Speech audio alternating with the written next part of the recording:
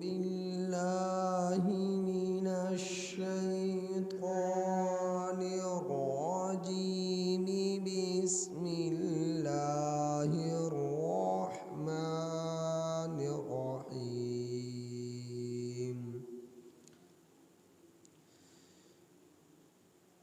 ألم تعلم أن الله له ملك السماوات والأرض يعذب من يشاء ويغفر لمن يشاء والله على كل شيء قدير. يا أيها الرسول لا يحزنك الذين يسارعون في الكفر من الذين قالوا آمنا بأفواههم ولم تؤمن قلوبهم ومن الذين هادوا سماعون للكذب سماعون لقوم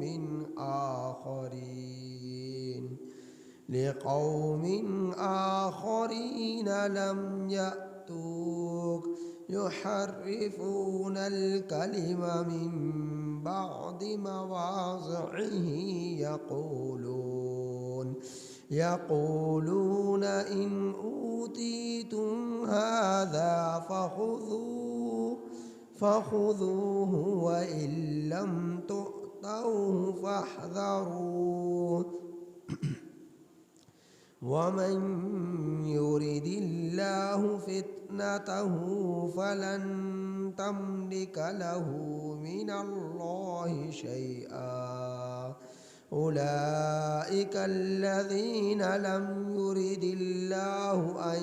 يطهر قلوبهم لهم في الدنيا خزي ولهم في الآخرة عذاب عظيم. یہ سورۃ المائدہ کی آیت نمبر 40 تا 41 آپ احباب کے سامنے تلاوت ہو. ان آیات کریمہ کا ترجمہ یہ ہے: علم تعلم، کیا آپ نہیں جانتے، ان اللہ، بے شک اللہ تعالی، لہو ملک السماوات والارض، اسی کے لیے ہے ملک آسمانوں کا اور زمین کا، اسی کے لیے ہے بادشاہت آسمانوں کی اور زمین کی. یعذب من یشاء، وہ سزا دیتا ہے جسے چاہتا ہے، وَيَغْفِرُ لِمَن يَشَاءُ، وہ مغفرت کرتا ہے اس کے لیے جس کے لیے چاہتا ہے. وَاللَّهُ عَلَى كُلِّ شَيْءٍ قَدِيرٌ، اور اللہ تعالی ہر چیز پر قادر ہے. یا ایہا الرسول، اے رسول،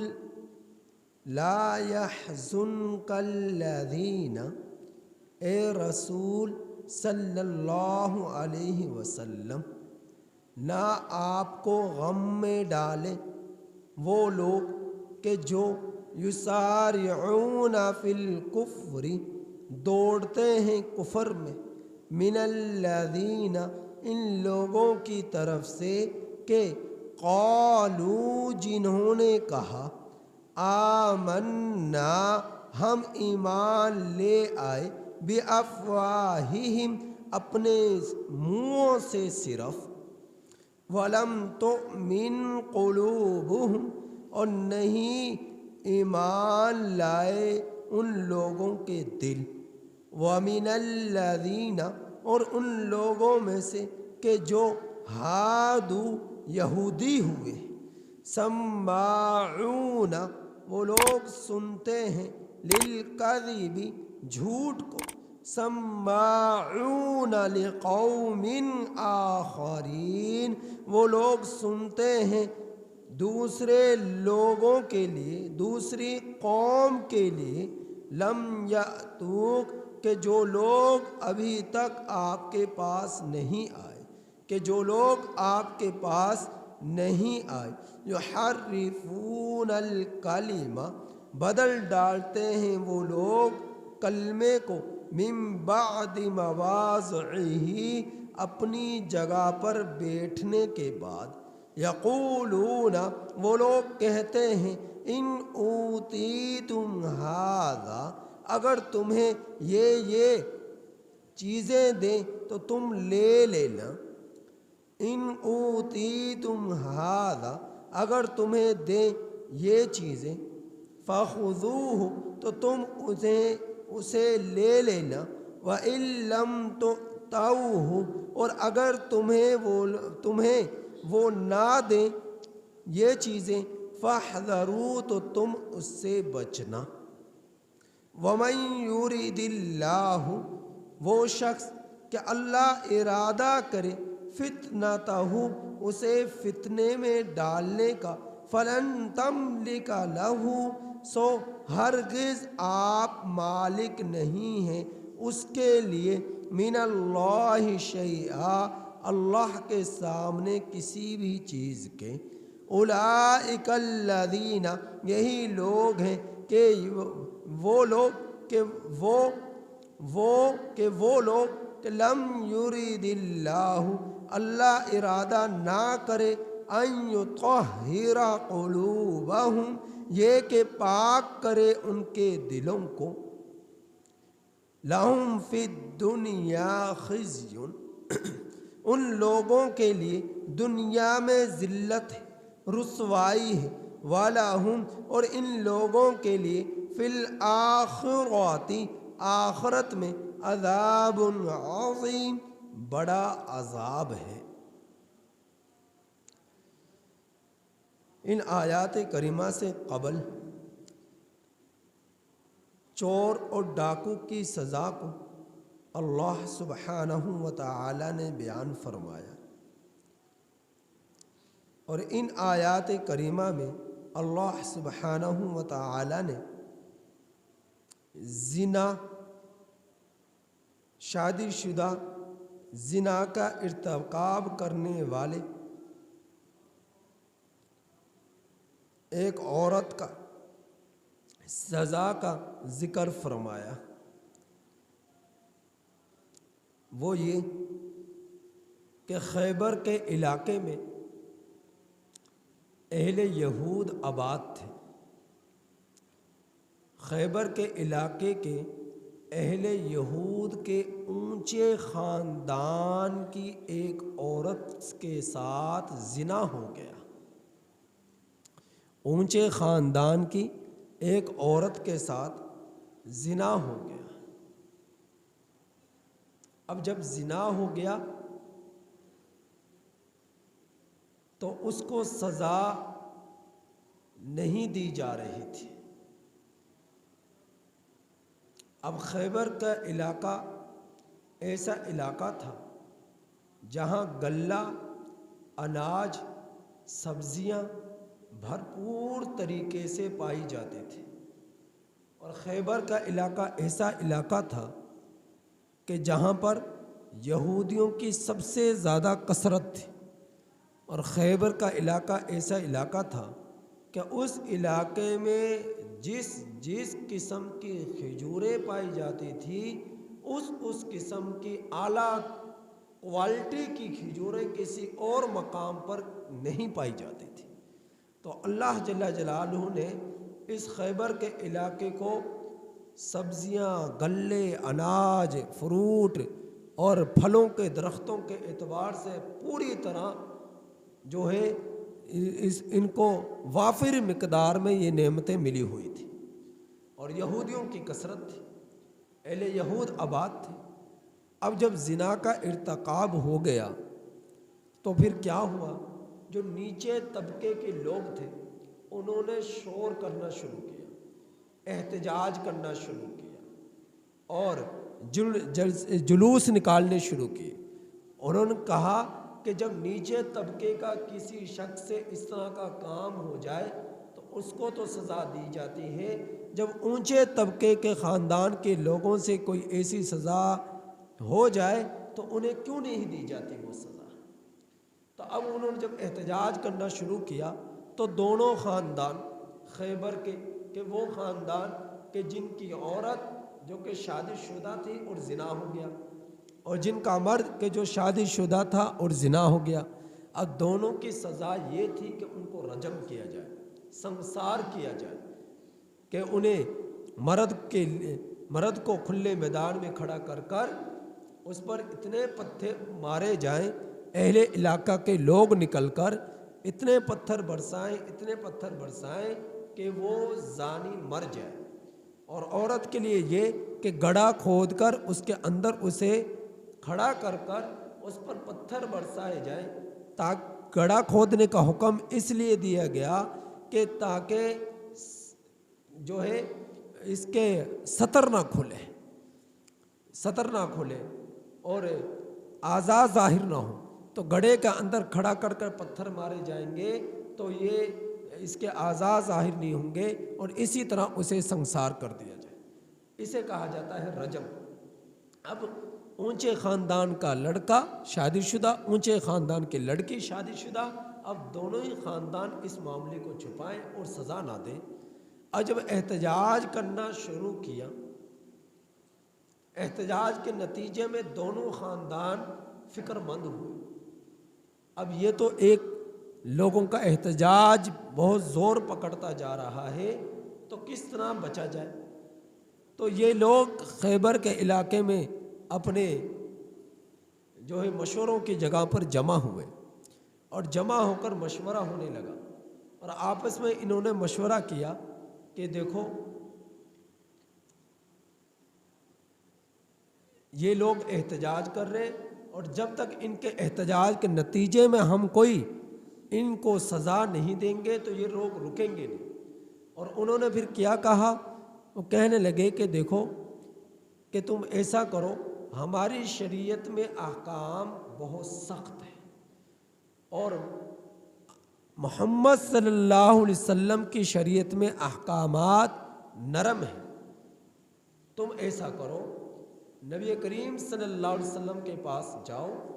اور جا کر اس کا فیصلہ کراؤ، اگر تو وہ فیصلہ نرم دے، نرم فیصلہ کرے، نرم فیصلہ کیا کہ وہ قید میں ڈالنے کا حکم دے یا جرمانہ عائد کرے یا ہلکی پھلکی کوئی سزا عائد کرے، کوڑے وغیرہ یا کوئی چیز ایسی سزا کا حکم نافذ کرے، تو تم کیا کرنا، اسے قبول کر لینا، اور اگر وہ سخت قسم کی سزا دے تو اسے قبول نہ کرنا۔ یہ کون کہہ رہے ہیں؟ اہل یہود میں آپس میں بیٹھ کر یہ مشورہ ہو رہا ہے۔ اب سخت قسم کے ان کے احکامات کیا تھے اور ہماری شریعت میں نرم قسم کے احکامات کیا ہیں؟ وہ یہ تھے کہ ان کی شریعت میں حکم یہ تھا کہ نماز صرف مساجد میں ہو سکتی ہے، اس کے علاوہ کہیں اور نہیں ہو سکتی، اور اللہ رب العزت نے ہماری شریعت میں نبی کریم صلی اللہ علیہ وسلم کے شریعت میں اس حکم کو اتنا نرم کر دیا کہ روئے زمین پر جو پاک جگہ ہے، گندگی نہ ہو، نجاست نہ ہو، تو جہاں کہیں بھی تمہارا دل چاہے نماز پڑھ سکتے ہو۔ نماز کا وقت ہو جائے تو جس جگہ پر زمین کے ٹکڑے پر تم چاہو نماز پڑھ سکتے ہو، اور اہل یہود کے لیے یہ حکم تھا صرف مساجد میں تو نماز پڑھ سکتے ہیں، اس کے علاوہ کسی اور جگہ پر نماز نہیں پڑھ سکتے۔ مال غنیمت اس امت کے لیے حلال ہے، اور اہل یہود کے لیے مال غنیمت حلال نہیں تھا کہ اس کا وہ استعمال کر سکے۔ نمبر 3، ان کے کپڑوں پر کوئی گندگی لگ جائے، نجاست لگ جائے تو اس کپڑے کو کاٹنا پڑتا تھا۔ اب کمبل پر اگر گندگی لگ جائے، نجاست لگ جائے تو اس کو کاٹنا کتنا مشکل کام ہے، ایک قیمتی چیز ضائع ہو سکتی ہے، لیکن ان کے لیے حکم یہ تھا کہ کہ تم جہاں پر نجاست لگ جائے کپڑوں پہ لگے کپڑوں کو کاٹو، بستر پہ لگے بستر کو کاٹ کر پھینکو. اس کو دھونے کا حکم نہیں تھا بلکہ کاٹ کر اس جگہ کو پھینکنے کا حکم تھا. اور جبکہ نبی کریم صلی اللہ علیہ وسلم کے شریعت میں حکم کیا ہے؟ جہاں پر نجاست لگ جائے اس کپڑے کو دھو ڈالو تو وہ پاک ہو جائے گی. ان کی شریعت میں حکم یہ تھا صدقہ خیرات اگر ادا کیا جاتا، زکوٰۃ ادا کی جاتی، آسمان سے آگ آتی اس کو جھلسا ڈالتی تو وہ قبول ہوتی، اسے آگ نہ جلا ڈالتی تو مردود ہوتی. لیکن نبی کریم صلی اللہ علیہ وسلم کے شریعت میں یہ ہے کہ تم اس صدقہ خیرات کو کھا بھی سکتے ہو اور جو ہے اسے ادا کرنے سے تمہارے اللہ تعالیٰ گناہ بھی معاف کریں گے، مصیبتوں کو بھی ٹالیں گے. اور ان کی شریعت میں حکم یہ تھا زکوٰۃ کے بارے میں کہ ان کی شریعت میں چوتھائی حصے میں زکوٰۃ فرض تھی، اور ہمارے نبی کریم صلی اللہ علیہ وسلم کی شریعت میں 40ویں حصے پر زکوٰۃ ہے اور ان کی شریعت میں چوتھے حصے میں زکوٰۃ فرض تھی. تو اس طرح ان کی شریعت میں احکامات سخت تھے، اور ہماری شریعت میں نبی کریم صلی اللہ علیہ وسلم کی شریعت میں اللہ نے ہم پر کرم کیا، رحم کیا آپ صلی اللہ علیہ وسلم کی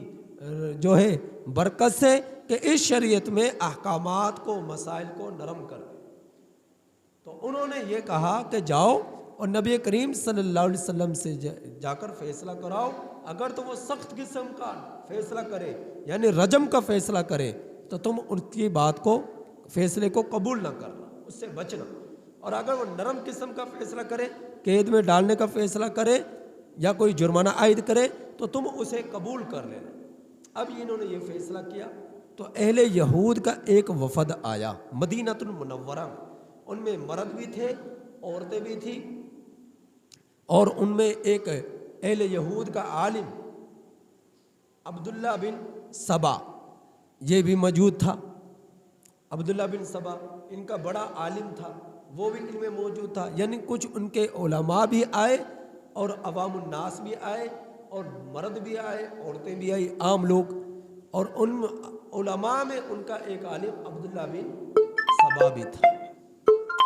اب یہ لوگ مدینہ میں آئے. جب یہ لوگ مدینہ میں آئے تو مدینہ کے اندر یہ ان گھروں میں رکے جو منافقین کے گھر تھے،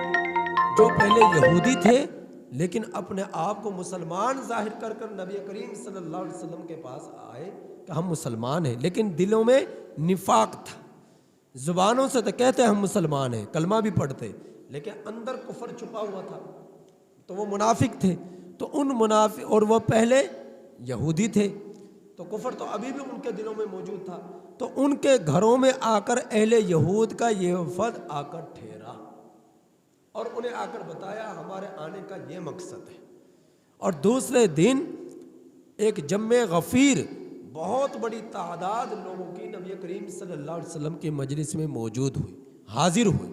مدینہ کے لوگ بھی آئے، مسلمان بھی تھے، کافر بھی تھے، امیر بھی تھے، غریب بھی تھے، مرد بھی تھے، عورتیں بھی تھیں.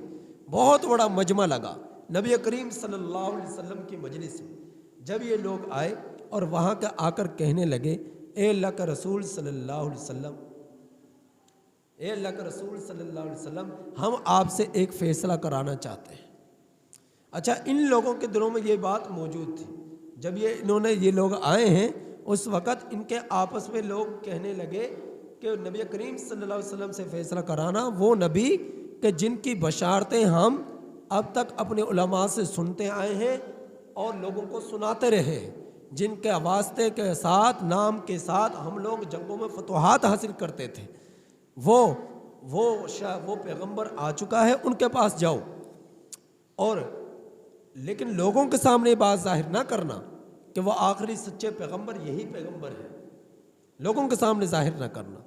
تو ان سے جا کر فیصلہ کراؤ. اب آپ صلی اللہ علیہ وسلم کو سچا پیغمبر، برحق پیغمبر، آخری پیغمبر اہل یہود بھی جانتے تھے، دشمنان اسلام بھی جانتے تھے، لیکن ایمان نہیں لے کر آتے تھے. تو بہرحال وہاں اس مجمع میں کہنے لگے ہمارے آنے کا مقصد یہ ہے کہ ہم آپ سے فیصلہ کرائیں اور ہماری شریعت میں اس کے متعلق کوئی واضح حکم نہیں ہے، تو ہم آپ کی شریعت کے مطابق فیصلہ کرانا چاہتے ہیں کہ ہمارے ایک مرد اور ایک عورت نے، شادی شدہ نے زنا کر لیا، تو آپ اس کے بارے میں فیصلہ کریں، ہماری شریعت میں کوئی واضح حکم نہیں ہے۔ تو نبی کریم صلی اللہ علیہ وسلم نے ارشاد فرمایا اچھا تم ایسا کرو، جو تمہاری کتاب ہے تورات، جہاں پر یہ حکم موجود ہے اس سے متعلقہ، جہاں پر یہ حکم واضح نہیں لگ رہا تمہیں، وہ کتاب لے کر آؤ اور وہاں سے پڑھ کر سناؤ۔ تو عبداللہ بن سبا جو ہے اس نے اس جگہ کو نکالا اور نکال کر اس کو پڑھنا شروع کیا۔ اب جو آیات رجم تھی جن پر سنسار کا حکم تھا، یعنی جو حکم تورات میں ہے شادی شدہ مرد اور عورت زنا کر لے، تو وہی حکم شریعت محمدیہ علیہ السلام میں، یعنی ہماری شریعت میں بھی وہی حکم ہے، اور اہل یہود کی شریعت میں بھی وہی حکم تھا، تورات میں بھی یہی حکم تھا کہ شادی شدہ مرد یا عورت زنا کر لے تو ان کو سنسار کیا جائے گا، رجم کیا جائے گا۔ آج بھی یہ حکم باقی ہے، قیامت تک باقی رہے گا، لیکن عمل نہیں کیا جاتا۔ جس طرح چور کو چوری کرنے پر سزا نہیں دی جاتی شریعت کے مطابق، ڈاکو کے ڈاکہ ڈالنے پر سزا نہیں دی جاتی قرآن کریم کے واضح نصوص کے مطابق، تو اسی طرح جو زنا کر لے، شادی شدہ ہے غیر شادی شدہ، تو اس کے لیے بھی سزا نافذ نہیں کی جاتی قرآن حدیث کے مطابق ہمارے اس ملک کے اندر۔ تو ان لوگوں نے جب وہاں سے پڑھنا شروع کیا، جو آیات رجم تھی اس کو چھپا لیا اور اسے چھوڑ کر آگے سے پڑھنا شروع کر دیا، پیچھے سے تلاوت کرتے آ رہے، پڑھتے آ رہے، اور آیات رجم آئی ان کو چھوڑ دیا اور اس سے آگے پڑھنا شروع کر دیا۔ یعنی یوں سمجھے کہ جس طرح الحمدللہ رب العالمین الرحمن الرحیم تک پڑھا، مالک یوم الدین ایاک نعبد و ایاک نستعین کو چھوڑ دیا، اہدنا الصراط المستقیم سے پڑھنا شروع کر دیا، تو درمیان میں سے آیات رجم کو کھا گئے اور شروع سے اور آخر سے اس نے پڑھا۔ اب وہاں پر حضرت عبداللہ بن سلام رضی اللہ تعالیٰ عنہ، جو کہ پہلے یہودی تھے اور یہودیوں کے بہت بڑے عالم بھی رہے، تو یہ مسلمان ہو چکے تھے، تو اس مجمع میں یہ بھی موجود تھے۔ حضرت عبداللہ بن سلام رضی اللہ تعالیٰ عنہ جب انہوں نے دیکھا کہ اس نے اس آیت رجم کو چھوڑ دیا تو فوراً بول پڑے، اللہ کے رسول صلی اللہ علیہ وسلم یہ جو ہے آیات رجم کو چھوڑ کر جا رہا ہے، تورات کے اندر آیات رجم کو چھوڑ کر جا رہا ہے، تو کوئی حکم تو موجود ہے۔ تو نبی کریم صلی اللہ علیہ وسلم نے فرمایا کہ جو آیات تو نے چھوڑی ہیں ان کو پڑھ۔ اب عبداللہ بن سبا جو ہے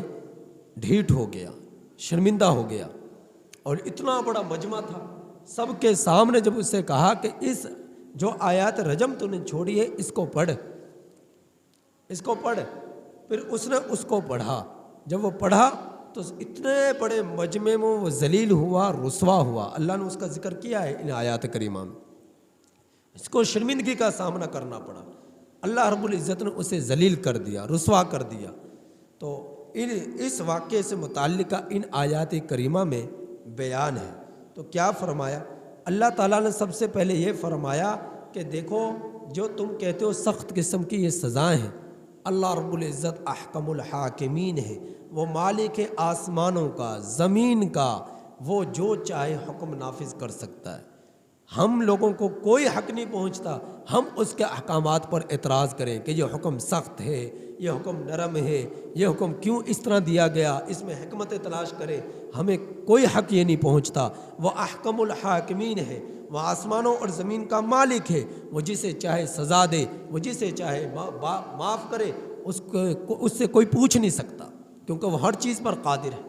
تو اسی کی طرف سے احکامات نافذ ہوئے۔ تو اللہ تعالیٰ فرما رہے اے میرے پیغمبر آپ کو غم میں نہ ڈالیں وہ لوگ جو دوڑتے ہیں کفر میں، ان لوگوں میں سے کہ جنہوں نے کہا ہم ایمان لے آئے اپنے منہوں سے اور نہیں ایمان لے کر آئے ان کے دل، یعنی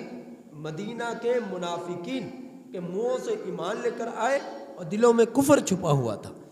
اے اللہ کے رسول صلی اللہ علیہ وسلم ان لوگوں کی باتیں آپ کو غم میں نہ ڈالیں۔ پھر فرمایا اور ان لوگوں کی طرف سے بھی آپ غم زدہ نہ ہوں کہ جو یہودی ہوئے سنتے ہیں جھوٹ کو سنتے ہیں دوسرے لوگوں کے لیے، دوسری قوم کے لیے، کہ جو ابھی تک آپ کے پاس نہیں آئے، یعنی خیبر کے علاقے میں جن یہودیوں نے یہودیوں کے ایک وفد کو تیار کر نبی کریم صلی اللہ علیہ وسلم کے پاس بھیجا، وہ یہودی خیبر میں موجود ہیں، وفد کو بھیج دیا، خود ان کے ساتھ نہیں آئے، تو وہ جھوٹ کو سن رہے کہ جھوٹ فیصلہ کرواؤ اور جو ہے کوئی نرم فیصلہ کراؤ، اور جھوٹا فیصلہ کرانے کے لیے گفتگو ان کی ہو رہی ہے۔ تو فرمایا کہ ان لوگوں کی باتیں بھی آپ کو غم میں نہ ڈالیں کہ وہ بدل ڈالتے ہیں کلموں کو اپنی جگہوں پر بیٹھنے کے بعد،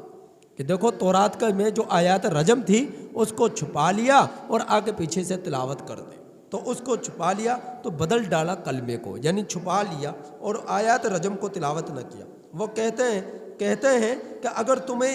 یہ چیزیں دیں، یعنی نرم حکم دیں، کوڑے برسانے کا حکم دے دیں، جرمانہ عائد کر دیں یا قید میں ڈالنے کا حکم دے دیں، تو تم ان اوتی تم لے لینا، اور فرمایا فخذوہ تو تم اسے لے لینا، وَإِن لَّمْ تُؤْتَوْهُ فَاحْذَرُوا اور اگر وہ اس طرح کا حکم نہ دیں فاحذروا تو تم اس سے بچنا۔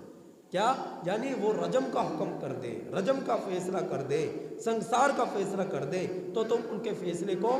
نہ ماننا۔ وَمَن يُرِدِ اللَّهُ فِتْنَتَهُ اور اللہ تعالیٰ جس شخص کو فتنے میں ڈالنے کا ارادہ کر لے فَلَن تَمْلِكَ لَهُ مِنَ اللَّهِ شَيْئًا سو ہرگز آپ اس کے لیے اللہ کے سامنے کسی چیز کے مالک نہیں ہیں۔ اللہ جو فیصلہ کر لے، اولئک الذین لم یرد اللہ ان یطہر قلوبہم وہ لوگ کہ اللہ ارادہ نہیں کرتے کہ پاک کر ان کے دلوں کو، کیا اللہ تعالیٰ ارادہ نہیں کرتے تو کون پاک کر سکتا ہے؟ جب اللہ ان کے دلوں کو کفر کے ذریعے، نفاق کے ذریعے پلید کرنا چاہے، ناپاک کرنا چاہے، تو وہ ان کے دلوں کو کوئی پاک نہیں کر سکتا۔ جب کوئی خود ہی دل میں طلب پیدا نہ کرے ہدایت کی، تو اللہ اسے زبردستی ہدایت نہیں دے سکتے۔ اللہ تعالیٰ زبردستی اسے ہدایت نہیں دیں گے جس کے اندر طلب ہی نہیں ہے ہدایت لینے کی، تو اللہ تعالیٰ تو اسی کو ہدایت دیتے ہیں جس کے اندر طلب ہو، پھر اللہ کی طرف سے ہدایت کے راستے کھلتے ہیں۔ جب دل میں طلب ہی نہیں ہے تو اللہ تعالیٰ ہدایت بھی نہیں دیتے، اور وہ لوگ جو ہے ذلیل ہو جاتے ہیں، رسوا ہو جاتے ہیں۔ تو اللہ تعالیٰ فرما رہے لہم فی الدنیا خزی ان لوگوں کے لیے دنیا میں رسوائی ہے۔ اب یہ لوگ رسوا ہوئے، یہ یہودیوں کا جو وفد آیا اپنی مرضی کا فیصلہ کرانے کے لیے کہ کوئی نرم فیصلہ ہو جائے تو ہمارے یہ مرد عورت یہ بچ جائے، لیکن اللہ کے رسول صلی اللہ علیہ وسلم نے